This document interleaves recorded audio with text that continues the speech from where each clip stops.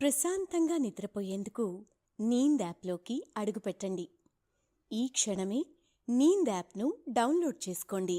ఒత్తిడిని తగ్గించి ప్రశాంతమైన నిద్రలోకి మిమ్మల్ని తీసుకెళ్లే చక్కని కథలు, ధ్యాన పద్ధతులు, ఆహ్లాదకర సంగీతాన్ని మీరు నీంద్ యాప్లో మాత్రమే వినండి. నమస్తే, నేను మీ అనురాధ. ఇప్పుడు రచయిత్రి అమృత పంపిన త్రిపురాసుర సంహారం అనే కథను విందాం. ముందుగా మీ అందరికీ కార్తీక మాసం శుభాకాంక్షలు. పురాణాల ప్రకారం ఆషాఢ శుద్ధ ఏకాదశి రోజున యోగ నిద్రలోకి వెళ్ళిన శ్రీ మహావిష్ణువు 4 నెలల యోగ నిద్ర తర్వాత కార్తీక శుద్ధ ఏకాదశి రోజున మెల్కొంటాడు. శివుడు కార్తీక పౌర్ణమి నాడు త్రిపురాసురులను సంహరించి లోకాలనే రక్షించాడు. ఈ మాసంలో గంగాదేవి అన్ని నదులు, కాలువలు, చెరువులు, బావులలోకి ప్రవేశించి వాటిని పవిత్రంగా చేస్తుంది. అయ్యప్ప దీక్ష కూడా కార్తీక మాసంలో వేసుకుని మకర సంక్రాంతి రోజు అంటే జనవరి 15వ తేదీన దీక్ష తీసుకుంటారు. కార్తీక మాసాన్ని దామోదర మాసం అని కూడా పిలుస్తారు. ఇది కృష్ణుడికి ఆరాధించే వారికి అత్యంత పవిత్రమైన మాసం. తులసి మొక్క వద్ద దీపారాధన చేయటం, కార్తీక వనభోజనం, ఇంకా కార్తీక మాసం మహత్యం గురించి విని కార్తీక వ్రతం ఆచరణ, స్కాంద పురాణంలోని కార్తీక మాసం మహత్యానికి సంబంధించి 30 రోజుల విశిష్టత వినడం లాంటివి చేస్తూ ఉంటారు. దానికన్నా ముందు తిన్నది జీర్ణం చేసుకుని నిద్రకి సిద్ధంగా ఉన్నారని ఆశిస్తూ సౌకర్యవంతమైన స్థితిలోకి వెళ్దాం. మీకు ఇష్టమైన రీతిలో పడుకుని అన్ని లైట్లను ఆఫ్ చేసి మీ కళ్ళు మూసుకోండి. నెమ్మదిగా గాలి పీలుస్తూ పూర్తిగా లోతైన శ్వాస తీసుకుని వదలండి. ఈ ప్రపంచాన్ని, ఇవాల్టి జ్ఞాపకాలను మెల్లగా పక్కకు నెట్టి నిద్రలోకి క్రమంగా జారుకునే సమయం ఇది. మరోసారి నెమ్మదిగా గాలి పీలుస్తూ లోతైన శ్వాస తీసుకొని మీ శరీరంలోని ఒత్తిడిని బయటకు వదిలివేయండి. ఇప్పుడు చేయాల్సిందల్లా విశ్రాంతి తీసుకోవడం, సేద తీరటం, మునుపటి స్థితికి రావటం. మీరిప్పుడు మంచం మీద ఉన్నారు. రోజువారీ అలసట నుంచి మీ శరీరం విశ్రాంతి తీసుకుంటున్నట్లుగా మీకు అనిపిస్తుంది. కాళ్ల నుంచి మొదలుపెట్టి మీ అవయవాల్లోని ఒత్తిడిని ఒక్కొక్కటిగా బయటకు పంపించేయండి. మీకోసం అవన్నీ రోజంతా చాలా కష్టపడ్డాయి కాబట్టి వాటికి విశ్రాంతి తీసుకునే అర్హత ఉంది. ముందుగా మీ పాదాల్లో మొదలైన విశ్రాంత అనుభూతి క్రమంగా మీ మోకాలి క్రింది భాగానికి చేరుతుంది. అక్కడి నుంచి మోకాళ్లలోకి ప్రవేశిస్తుంది. ఇప్పుడు మీ కాలి ఎగువ భాగాన్ని విశ్రాంతి తీసుకోనివ్వండి. ఈ విశ్రాంత అనుభూతి క్రమంగా మీ పొత్తి కడుపు నుంచి వెన్నెముక మీదుగా ఎగువ వీపు వరకు వచ్చి తరువాత ఛాతీలోకి ప్రవహిస్తున్నట్లుగా గుర్తించండి. అక్కడి నుంచి మీ భుజాల్లోకి, తరువాత చేతుల్లోకి, చివరిగా వేలి కొనల వరకు వెళ్తున్నట్లుగా అనుభూతి చెందండి. ఆపై మీ మెడ, తల, ముఖం వరకు ఆ అనుభూతి ప్రవహిస్తుంది. ఇప్పుడు మీ శరీరం మొత్తం ప్రశాంతంగా, రిలాక్స్డ్గా నిద్రకు సిద్ధంగా ఉంది. త్వరలో మీరు చక్కని నిద్రలోకి జారుకుంటారు. డ్రీమ్ ల్యాండ్లో ప్రశాంతంగా ప్రయాణిస్తారు. ఈ ప్రయాణం ఉదయం వరకు కొనసాగుతూ ఉంటుంది. తారకాసురుని కొడుకులైన త్రిపురాసురులని శివుడు సంహరించిన రోజే కార్తీక పౌర్ణమి. చంద్రుడు చిత్తా నక్షత్రంలో ఉంటే చైత్రమని, విశాఖ నక్షత్రంలో ఉంటే వైశాఖమని, అలాగే కృత్తికా నక్షత్రంతో కలిసి ఉంటే కార్తీక మాసమని అంటారు. కృత్తికా నక్షత్రాల గురించి, కార్తికేయుని గురించి మనం తెలుసుకున్నాం. కార్తికేయుని పుట్టుక త్రిపురాసుర సంహారం కోసమని మనం కథ కూడా విన్నాం. కార్తికేయ చేతిలో హతమైన త్రిపురాసురుడి కథ నుంచి ఈ కథ మొదలవుతుంది. తమను బాధించిన తారకాసురుడు ఇక లేడన్న ఆనందంతో దేవతలు దీపాలు వెలిగించి సంబరం చేసుకున్నారు. 1000 ఏళ్ల రాక్షస పాలన అంతరించిన శుభ సందర్భంగా మహాశివుడు తాండవం చేశాడని పురాణాలు చెప్తున్నాయి. ఇది మహాశివరాత్రితో సమానమైన పుణ్యదినం. ఈ పర్వదినాన్ని త్రిపురి పూర్ణిమ, దేవ దీపావళి అని కూడా పిలుస్తారు. తారకాసురుడికి 3 కొడుకులు. వారికి అందమైన పేర్లు కూడా ఉన్నాయి. తారకాక్ష, కమలాక్ష, విద్యున్మాలి. ఇంత అందమైన పేర్లున్నా వీరిని వీరి పేర్లతో కాకుండా త్రిపురాసురులు అని ఎందుకన్నారు? ఈ 3 గుణాలకి ప్రతీకలు. మనలోనూ అంతో ఇంతో ఉన్నవే అనుకోండి. సత్వ, రజ, తమో గుణాలే ఈ త్రిగుణాలు. ఈ త్రిగుణాలే ఈ గాథలో త్రిపురములు. త్రిగుణాతీతుడైతే గాని మానవుడు ముక్తుడు కాలేడు. ఆ త్రిగుణాలను జయించే ఉపాయాన్ని చెప్పే గాథ ఈ త్రిపుర సంహార గాథ. సృష్టి అంతా త్రిగుణాత్మకం.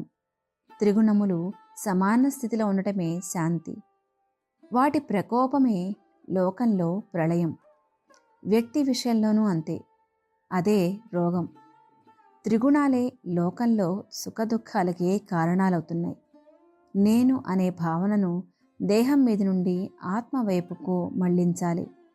ఆత్మ సర్వవ్యాపకం, పూర్ణము అయింది కనుక ఆత్మైక్యం సిద్ధించినప్పుడు పూర్ణత్వం సిద్ధించినట్లే. అదే ముక్తి. నరకాసుర వధలో తమోగుణం అధికంగా ఉన్న నరకాసురుడిని అంతం చేయక తప్పలేదు తండ్రైన విష్ణుమూర్తికి. మరి 3 గుణాలు అధికంగా ఉన్న ఈ ముగ్గురి గతి ఏమి కానుందో చూద్దామా? ఈ కథలో ఈ వేదాంతాన్ని తప్పు అని ధర్మాత్ముడు చెప్పాల్సి వచ్చింది. స్వయంగా ధర్మాత్ములే అధర్మ బోధ చేయాల్సి వచ్చింది. చిత్ర విచిత్రమైన ఈ 3 కోరికలకు శివుడికి ఓ విచిత్రమైన రథం సిద్ధమైంది, కానీ అది దేనికి పనికి రాలేదు. ఇక వివరాల్లోకి వెళ్తే, తండ్రి చనిపోతే ఎందుకు చనిపోయాడా అని విచక్షణలతో ఆలోచించి తండ్రిది గొప్పదారైతే రాముడిలా ఆ దారిని అనుసరించాలి. అది ఒక పద్ధతి. ఒకవేళ తండ్రి చెడ్డవాడు అని తెలిస్తే విచక్షణ ఉంటే మంచి మార్గం అనుసరించాలి. ప్రహ్లాదులాగా అన్నమాట. కానీ తారకాసురుడు చావులేని వరం కోరాడు. కానీ ఆ కోరికలో చిక్కుముళ్ళు విప్పుకొని కుమార సంభవం జరిగింది. కుమారస్వామి తారకాసురుణ్ణి హతం చేశాడు. ఆ రాక్షసుడికి పిల్లలైన ఈ 3 బుద్ధి ఉంటే తండ్రి చేసిన పనులు చేయకూడదు కదా. కానీ వీరికి త్రిగుణాలు అదుపులో లేవు, అంటే అజ్ఞానంలో ఉన్నారు. వీరు తండ్రికి మించిన పనులు చేద్దామని నిశ్చయించుకున్నారు. తండ్రి తారకాసుడి కన్నా ఎక్కువ తపస్సు, ఎక్కువ కోరికలు లాంటివన్నమాట. అయితే తండ్రిలాగే బ్రహ్మదేవుడి కోసం తీవ్ర తపస్సు చేశారు. దీక్షతో ఏం చేసినా దేవుడు కనికరిస్తాడు కదా. అంతటా నిండి ఉన్న దేవుడు కోరికలు పుట్టించి ప్రాణాలు పోసి బ్రహ్మ, ప్రాణాలు లయకారంగా చేసే విష్ణువు, తనలోకి ఐక్యం చేసుకునేది శివుడు కదా. అసలు శివుడే విష్ణువు, విష్ణువే బ్రహ్మ, అన్నీ తానైన వాడే పరమేశ్వరుడు.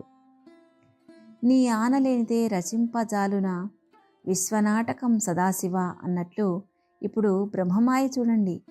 ఇప్పుడు ఆ శివుడే బ్రహ్మగా ప్రత్యక్షమయ్యాడు. ఏం కావాలని అడిగాడు.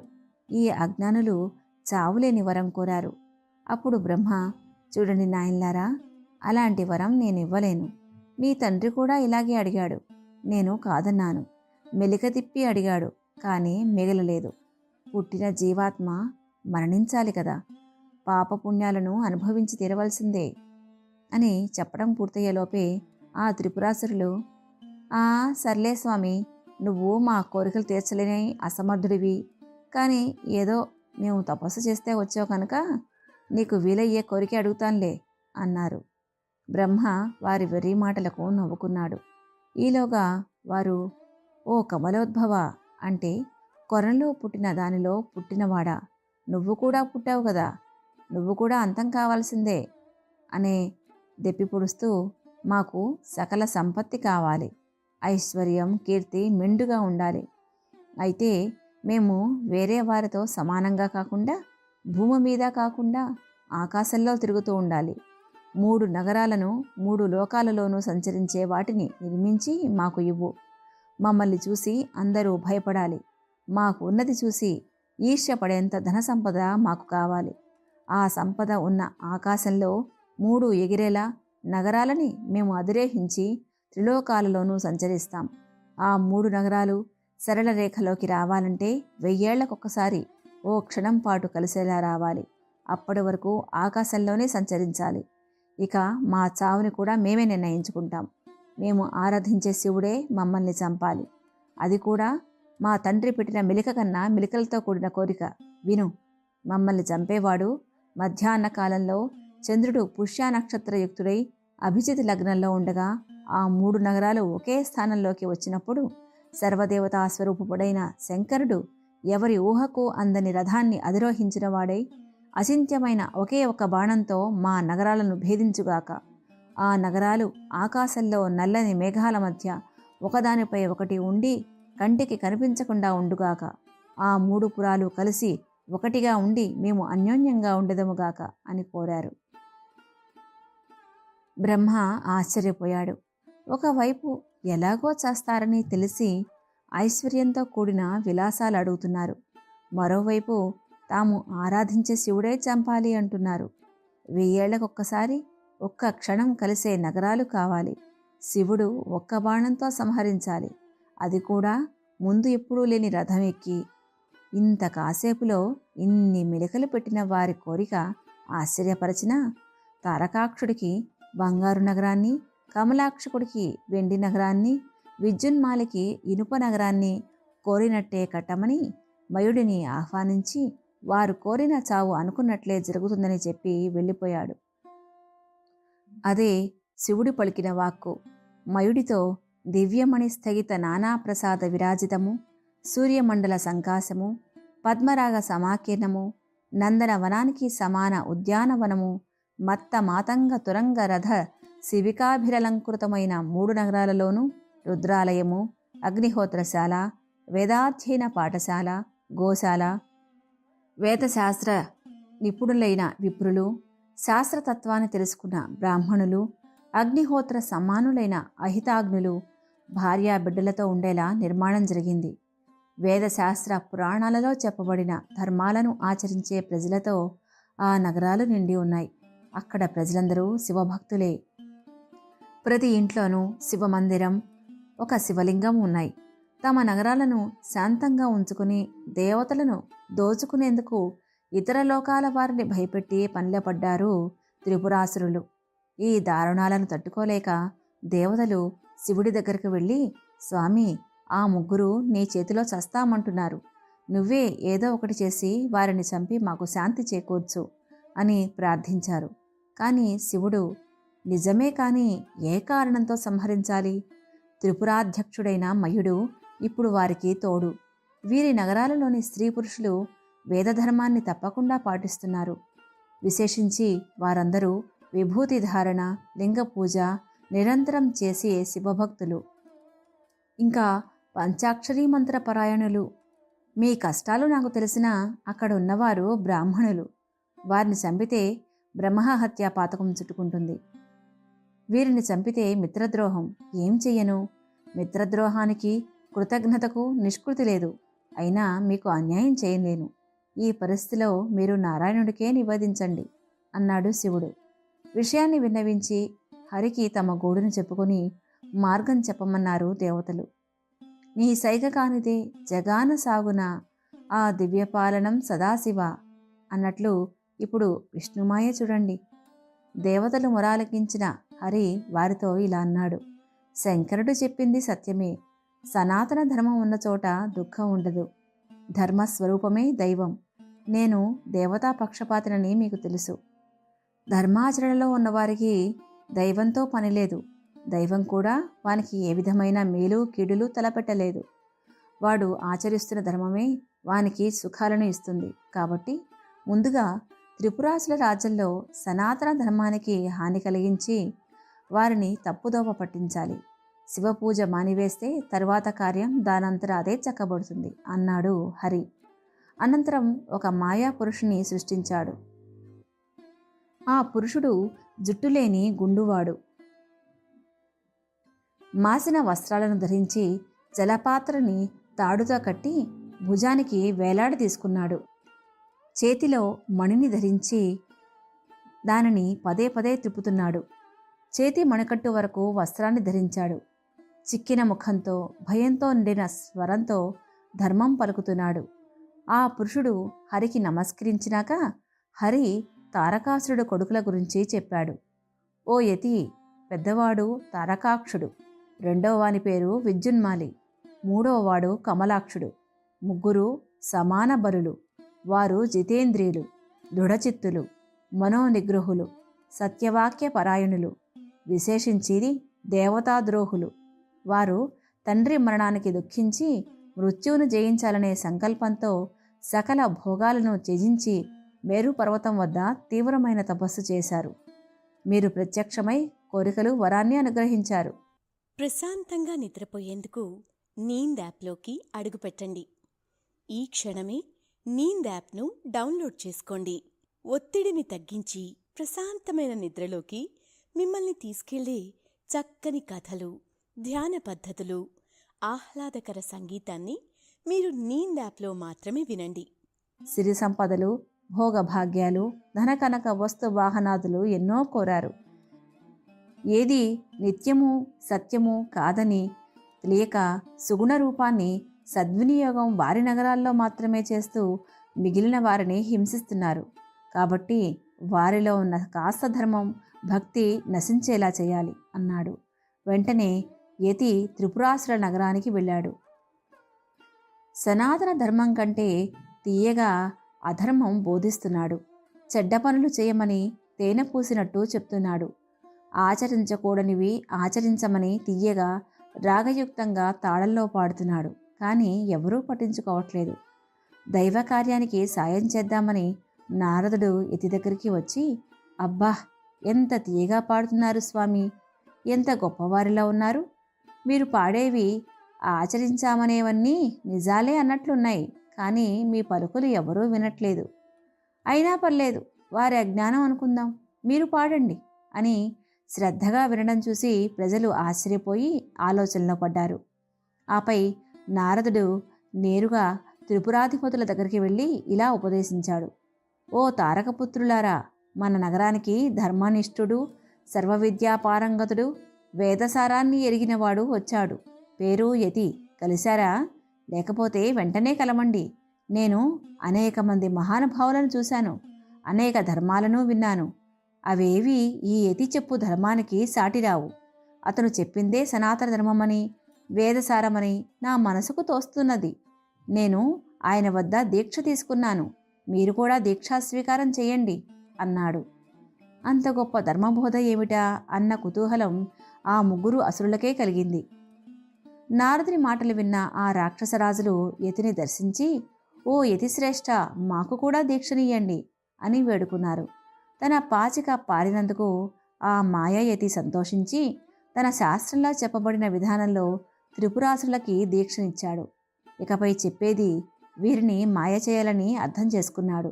వారికి, వారి నగరాల్లో వారికి ఇలా బోధించాడు. మీరంతా మంచి జ్ఞానంతో కూడిన నా వాక్యాలను వినండి. ఈ వాక్యాలు వేదసార సర్వసమానమైనవి, రహస్యమైనవి, ఉత్తమోత్తమమైనవి. ఈ సంసారం అనగా సృష్టి ఉన్నదే దోచుకోవడానికే. దేహమే ఆత్మ. దేహానికి సుఖం కావాలి, దేహానికి అలంకారాలు అవసరం. గొప్పగా 10 మందికి ఈర్ష్య కలిగించేలా బతకడమే గొప్ప. మనలో ఈశ్వరుడున్నాడు అంటే మనమే దేవుళ్ళం. ఈశ్వరుడు లేడు, కానీ దేహానికి చావు ఉంటుంది. కాబట్టి చచ్చేలోపే ఏం కావాలో అది అనుభవించాలి. మనం సుఖం, మన సౌఖ్యం ముఖ్యం. విచారణ చేస్తే సమయం వృధా. సర్వప్రాణులకు ఆహారము, నిద్ర, భయము, క్రోధము, కామము, దుర్జన్యము, దోపిడీ, సుఖము, విలాసము అవసరం అని చెప్తున్నాడో లేదో ఆ తీయని మాయమాటలకు శీఘ్రంగా వశమవుతున్నారు అందరూ. నెమ్మదిగా దైవనామస్మరణ మర్చిపోయేలా అమృతం పూసిన ఘాటైన విషాన్ని పంచాడు ఆ యతి. నారదుడు ఇవన్నీ చూసి సర్వలోకాల్లో ధర్మాన్ని నిలబెట్టడానికి గాలిలో మెడలు కట్టుకున్న వారికి అధర్మ బోధ చెయ్యక తప్పట్లేదు అని నవ్వుకున్నాడు. మాయాపురుషుడు యతి ఇలా కొనసాగించాడు. స్వర్గ నరకాదులు లేవు, ఉంటే అవి ఇక్కడే ఉన్నాయి. మరణానంతరం పునర్జన్మ లేదు. మనకి మనమే గొప్ప. మన పేర్లకి ముందు పూజ్య అనే పదం తగిలించుకొని ఎవరికి నచ్చిన బోధ వారు చెయ్యాలి. మరణభయం అందరికీ సమానమే. మనుషులలో హెచ్చుతగ్గులు, ఎక్కువ తక్కువలు, వర్ణాధిక్యతలు ఎక్కడున్నాయి? ఎవరినీ గౌరవించక్కర్లేదు. ఇప్పుడే హాయిగా ఉన్న చోటు నుంచి అనుభవించండి. కనిపించే ఇంత అందాల ప్రపంచాన్ని కాదని కనిపించని ఆ ఈశ్వరుడు ఎక్కడున్నాడో అనుకోవడం భ్రమ, అవివేకం, అవిజ్ఞానం. వాడికి గుళ్ళెందుకు, కీర్తన ఎందుకు? వాడు కనిపించడు కాబట్టి అసత్యం అని మాయయతి సమస్తమైన సనాతన వైదిక ధర్మాలను, వేదాన్ని ఎలా చెప్పినా నిజమే అని నమ్మేశారు ఆ నగరవాసులు, ఇంకా త్రిపురాసులు కూడా. పురుషులు బ్రహ్మచర్యాన్ని, స్త్రీల పాతివ్రత్యాన్ని కూడా ఖండించి గొప్ప బోధన చెప్పాడు ఆ యతి. ఆ క్షణం నుంచి మోహితులై అంతఃపుర స్త్రీలు, రాకుమారులు, పౌరులు, పురస్త్రీలు ఇలా అందరూ సనాతన వైదిక ధర్మాన్ని విడిచి భయావహమైన పరధర్మాన్ని ఆశ్రయించగా ఆ నగరలక్ష్మి వారిని విడిచి వెళ్ళిపోయింది. మాయాదేవి, జ్యేష్ఠాదేవి వెంటనే ప్రవేశించారు వారి రాజ్యంలోకి. వారు ధర్మాన్ని విడిచిపెట్టే ఒక్కో క్షణం వారి చావుని ఆహ్వానిస్తున్నారని తెలియని మాయలో ఉన్నారు వారు. వసుమతిలో ప్రతిక్షణం పశుపతి నీ అధీనమై కదులునుగా సదాశివ అన్నట్లు ఇప్పుడు శివమాయ చూడండి. సమస్త దేవతలు, బ్రహ్మ, విష్ణువు కలిసి శివుడి దగ్గరికి వెళ్ళి, హరా, నువ్వు త్రిపురాసురులని చంపచ్చు అని ఆనందంతో వేడుకున్నారు. ఏమిటి మీ ఆనందం? వారు శివనామస్మరణ తీసుకోవట్లేదు సరే, ప్రత్యేకమైన రథంలో వారిని సంహరించాలి కదా. ఆ రథం ఎలా తయారవుతుందో తెలియట్లేదు అనుకున్నాడు శివుడు. అప్పుడు దేవతలు, మీరు విచారించకండి, మేమే సిద్ధం చేసేశాం. సర్వలోకాలు, సర్వభూతాలు ఆ రథంలో ఉన్నాయి. దానికి కుడి చక్రం సూర్యుడు, ఎడమ చక్రం చంద్రుడు. కుడి చక్రానికి 12, ఎడమ చక్రానికి 16 ఆకులు ఉన్నాయి. ద్వాదశాదిత్యులు కుడి చక్రాన్ని, చంద్రుని 16 కళలు ఎడమ చక్రాన్ని అధిష్ఠించి ఉన్నారు. నక్షత్రాలు ఆ ఎడమ చక్రానికి ఆభరణాలయ్యాయి. 6 ఋతువులు ఆ చక్రాలను చుట్టి ఉండే పట్టాలు అయ్యాయి. అంతరిక్షం రథానికి ముందు భాగం. మందర పర్వతం రధిక స్థానం. పూర్వ పశ్చిమాదురులే రథానికి ముందున్న 2 స్తంభాలు. మహామేరువు మూలాధిష్టానం కాగా మేరు శిఖరాలు అధిష్టానంలోని ఇతర భాగాలు. సంవత్సరాలు దాని వేగము అయ్యాయి. ఉత్తరాయణ దక్షిణాయనాలు చక్రాలకి ఇరుసులు. ముహూర్తాలు దాని భూషణ మకుటాలు. స్వర్గమోక్షాలు 2 ధ్వజాలు. ఐరావతం కామధేనువు కాడికొనలు. ప్రకృతి నిలువు స్తంభం. పంచభూతాలు దాని బలం. ఇంద్రియాలు దాని ఆభరణాలు. 6 వేదాంగాలు ఆ రథానికి భూషణాలు. పురాణ, న్యాయ, మీమాంసా, ధర్మశాస్త్రాలు ఉపభూషణాలు. శ్రేష్టమైన మంత్రాలు ఘంటలు. వర్ణాశ్రమ ధర్మాలు పాదాలు. సహస్రపణ భూషితుడైన ఆదిశేషువు దాన్ని కట్టుత్రాడు. దిక్కులు, ఉపదిక్కులు కట్టుత్రాళ్ళు. పుష్కరదీ తీర్థాలు బంగారు పతకాలు. సముద్రాలు ఆ రథాన్ని కప్పే కంబళ్ళు. గంగా, సింధు, గోదావరి నదులు రత్న పాంచాలికలు. సప్తద్వీపాలలోని పర్వతాలన్నీ ఆ రథానికి నలువైపులా ఉండే తాళ్ళు. సృష్టికర్త అయిన బ్రహ్మ సారథి. ప్రణవం అంటే ఓంకారం చేతి కొరడ. అకారం ఛత్రం. హిమవంతుడు శివుని చేతి విల్లు. ఆదిశేషువు అల్లెత్రాడు. వేదమాత అయిన సరస్వతి ఆ ధనస్సుకి గంట. మహాతేజశాలైన నారాయణుడు బాణం. అగ్ని ఆ బాణం వాడికి కొన. 4 వేదాలే ఆ రథానికి 4 గుర్రాలు. వ్యాసాది మహర్షులు వాటికి సంరక్షకులు. అంతరిక్షంలో మెరిసే కాంతిపుంజాలన్నీ గుర్రాలకు ఆభరణాలు. ప్రశాంతంగా నిద్రపోయేందుకు నీంద్ యాప్లోకి అడుగుపెట్టండి. ఈ క్షణమే నీంద్ యాప్ను డౌన్లోడ్ చేసుకోండి. ఒత్తిడిని తగ్గించి ప్రశాంతమైన నిద్రలోకి మిమ్మల్ని తీసుకెళ్లే చక్కని కథలు, ధ్యాన పద్ధతులు, ఆహ్లాదకర సంగీతాన్ని మీరు నీంద్ యాప్లో మాత్రమే వినండి. సర్వమైన విషాలు శివునకు సైన్యం. ఇలా సృష్టిలో ఉన్న సర్వమైన వస్తువులు ఆ రథంలోనే ఉన్నాయి అని జగత్తే రథంగా జగన్నాథుడైన శివునికి నిర్మించి ఇచ్చాడు విశ్వకర్మ. అది జగన్నాథుని రథం. ఇంతటి గొప్ప సృష్టిని చూసి శివుడు ఆనందిస్తారనుకున్నారు అందరూ. కానీ శివుడు, ఓ ముగ్గురు రాక్షసులకు సర్వసృష్టి కదిలి రావాలా? అయినా ఈ రాతలో అన్నీ కలిసి ఉన్నాయి కదా, ప్రకృతి నియమాలు తప్పుతాయి కదా. సూర్యుడున్న చోట చంద్రుడు ఉండడు. వేదాలు బ్రహ్మచేతిలో కాక ఆయన కొట్టే గుర్రాల? ఋతువులన్నీ కలిసి ఎలా ప్రయాణిస్తాయి? విష్ణువుని చేతబట్టి ఆదిశేషుణ్ణి కట్టి విల్లుని విసిరాలా? దీని తర్వాత సృష్టి ఉంటుందా అనే ఆలోచనలో పడ్డాడు. అప్పుడు హరి, స్వామి, మీ ఆలోచన నిజమే. అందుకే 1000 ఏళ్లకొక్కసారి సరళరేఖలో నిలిచే 3 నగరాలని ఒక్క క్షణంలో ఒక్క బాణంతో మీరు అంతం చెయ్యాలి. కాబట్టి మీరు రథం మీద ఆ ఒక్క క్షణం ఉండి ధనస్సుని ఎగ్గుపెట్టి విల్లుని తాకండి చాలు. జరగాల్సిన మేలు అదే జరుగుతుంది అన్నాడు. సకల సృష్టిలో రథారుధుణ్ణి చేశారు. ఆయన రథాన్ని అధిరోహించగానే వేద సంభవమైన అశ్వాలు తలలు వంచి నేలకూలాయి. నక్షత్రాలు పాలపుంతలు మెరిసి రథం క్షోభించింది. ఆ భారాన్ని సహించలేక అనంతుడు అవనతుడయ్యాడు. వెంటనే శేషుడు వృషభరూపంలో ఆ రథం క్రిందకు చేరి క్షణంలో దానిని పైకెత్తి నిలబెట్టాడు. కాని ఆయన కూడా మరుక్షణంలో మోకాళ్లపై నేలకూలాడు. అంత పరమేష్టి చేతి కొరడాతో అశ్వాలను అదిలించి శివుని ఆజ్ఞచే రథాన్ని నిలబెట్టాడు. గంగాధరుడు శంఖాన్ని పూరించగా కమలాసనుడు కళ్ళాలను సడలించి సైంధవాలను అదిలించాడు. మహావీరులైన త్రిపురాసురుల నగరాలను లక్ష్యంగా చేసుకుని గురిచూసి కొట్టాడు శంకరుడు. ఇంకేముంది, స్థూల సూక్ష్మ కారణ శరీరాలను, జాగ్రత్ స్వప్న సుషుప్తి అనే 3 అవస్థలను, సృష్టి స్థితి లయాలను నియంత్రించాడు శివుడు. ఆ రాక్షసులు మనలో ఉన్న దుర్గుణాలకు ప్రతీక. మనలో ఈ గుణాలు వచ్చినప్పుడు ఆ గుణాలని హరించడానికి వచ్చేవాడే శివుడు. భక్తుల తాపత్రయాన్ని, కష్టాలను, దుఃఖాలను, పాపాలను హరించి వారికి భక్తి పెరిగిన తర్వాత భక్తి పూర్ణములైన వారి హృదయాలను వశం చేసుకునేదే హరుడు. త్రిపురాసుర సంహారం చేసినవాడు, మన స్థూల సూక్ష్మ కారణ శరీరాలను నశింపచేసేవాడు శివుడు. అనంతుని కంకణంగా చేసుకుని అఖండమైన దయ కలిగి ఇంద్రుడు మొదలైన సకల దేవతలచే పూజలందుకునేవాడు. బాలచంద్రుని జటామకుటంలో ధరించిన శేఖరుడు, అన్నిటినీ మించిన గొప్ప వస్తువైనవాడు, యముని కాలదన్నినవాడు, బూడిదచే భూషితమైన శరీరం కలవాడు, మన్మధుని కంటే అందగాడు, ఎల్లప్పుడూ నిజమై ఉండువాడు, నమస్కరించే వారిని ఆదుకునేవాడు, పవిత్రమైన చిదంబరంలో కొలువున్న ఓ నటరాజా, నీకు ప్రణామాలు.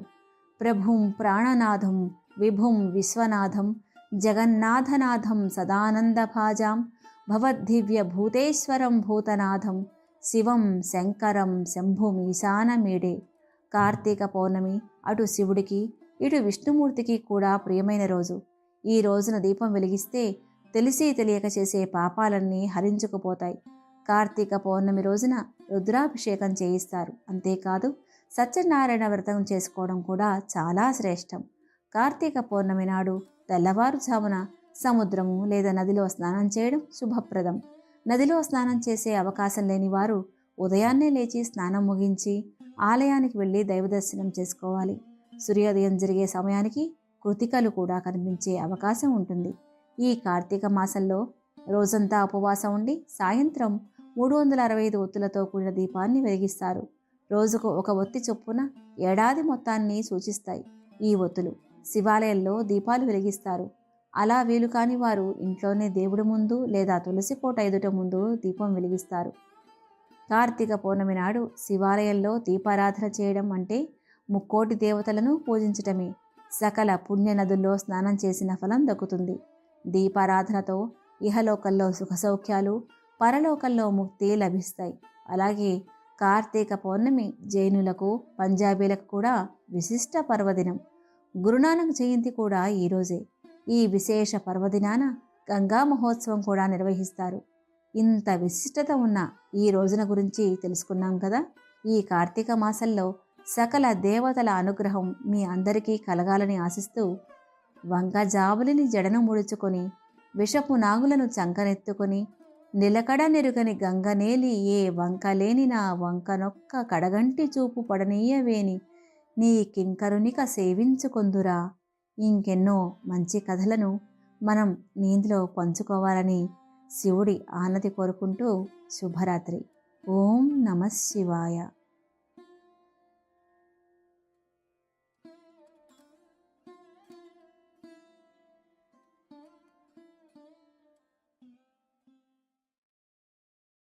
ప్రశాంతంగా నిద్రపోయేందుకు నీంద్ యాప్లోకి అడుగుపెట్టండి. ఈ క్షణమే నీంద్ యాప్ను డౌన్లోడ్ చేసుకోండి. ఒత్తిడిని తగ్గించి ప్రశాంతమైన నిద్రలోకి మిమ్మల్ని తీసుకెళ్లే చక్కని కథలు, ధ్యాన పద్ధతులు, ఆహ్లాదకర సంగీతాన్ని మీరు నీంద్ యాప్లో మాత్రమే వినండి.